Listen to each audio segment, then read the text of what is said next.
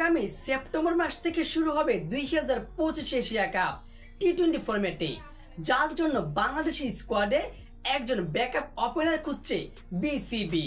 আর সেই তালিকায় সবার উপরে দুইজন ক্রিকেটার রয়েছে, মোহাম্মদ নাঈম শেখ এবং সৌম্য সরকার।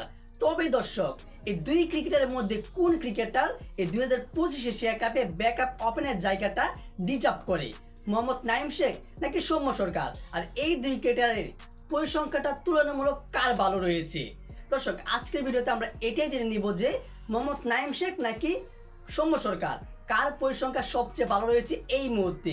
তবে সর্বপ্রথম বলতে চাই, বর্তমানে বাংলাদেশের টি-20 দলে দুইজন পার্মানেন্ট কিংবা সেট করা ওপেনার রয়েছে, তানজিদ হাসান তামিম এবং পারভেজ হোসেন ইমন। আর এই দুই ওপেনার কিন্তু বর্তমানে দুর্দান্ত জুটি করতে পারে ওপেনিংয়ে, এবং ওপেনিংয়ে রান তুলতে পারে, বিশেষ করে পাওয়ার প্লেতে।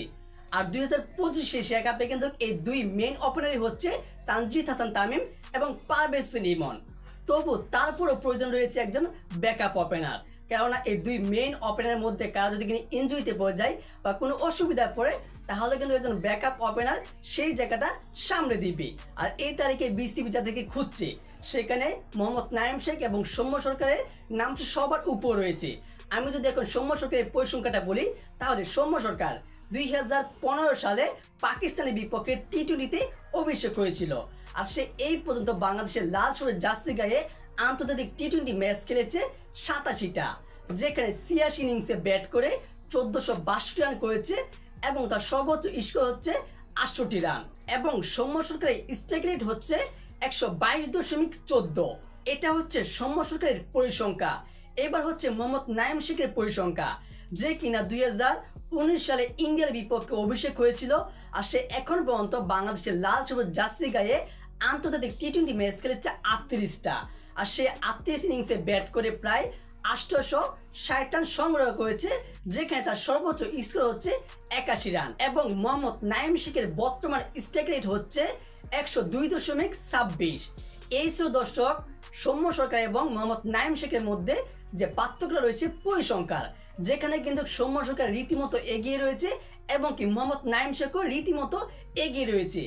এখানে কোনো প্লেয়ারকে ছোট করা যাবে না যে নাঈম শেখ কিছুটা ভালো খেলে, বেশি খেলে, সৌম্য সরকার কম খেলে। কেননা বর্তমানে সৌম্য সরকার যতটুকু খেলতে পারে জাতীয় দলে কিংবা ঘরোয়া লিগগুলোতে, ঠিক একইভাবে নাঈম শেখও ঘরোয়া লিগগুলো এবং জাতীয় দলের তিরঙ্গমটাই খেলতে পারে।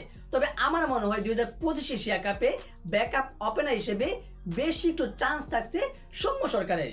যেরকম বলতে পারেন যে সৌম্য সরকার 60% এবং মোহাম্মদ নাঈম শেখ 40%। কেননা সাম্প্রতিক সময়ে শ্রীলঙ্কা এবং পাকিস্তানের বিপক্ষের টি-20 স্কোরে ছিলেন মোহাম্মদ নাঈম শেখ। সেখানে তিনি 3টা ম্যাচ খেলার সুযোগ পেয়েছিলেন, সেই 3টা ম্যাচে তিনি রীতিমতো ব্যর্থ হয়েছে, এরকম কোনো দেখার মতো কোনো পারফরমেন্স করতে পারেনি, যার কারণে তাকে একটু নিচে রাখা হচ্ছে। তবে সৌম্য সরকার সে উপরে রয়েছে। এখন কথা হচ্ছে বিসিবি কাকে সিলেক্ট করতে পারে, সৌম্য সরকার নাকি মোহাম্মদ নাঈম শেখ? আমার মতে সৌম্য সরকারকেই 2025 এশিয়া কাপে ব্যাকআপ ওপেনার হিসেবে সাথে নিয়ে যাবে সংযুক্ত আরব আমিরাতের মাঠে। আর দর্শক, আপনাদের কি মনে হয়, সৌম্য সরকার নাকি মোহাম্মদ নাঈম শেখ? কে 2025 এশিয়া কাপে ব্যাকআপ ওপেনার হিসেবে জায়গা পাবে এবং কে বেস্ট? আর তাছাড়াও কি অন্য কোনো প্লেয়ার রয়েছে আপনাদের মতে যে সে ব্যাকআপ ওপেনার হিসেবে সামনে দিতে পারবে?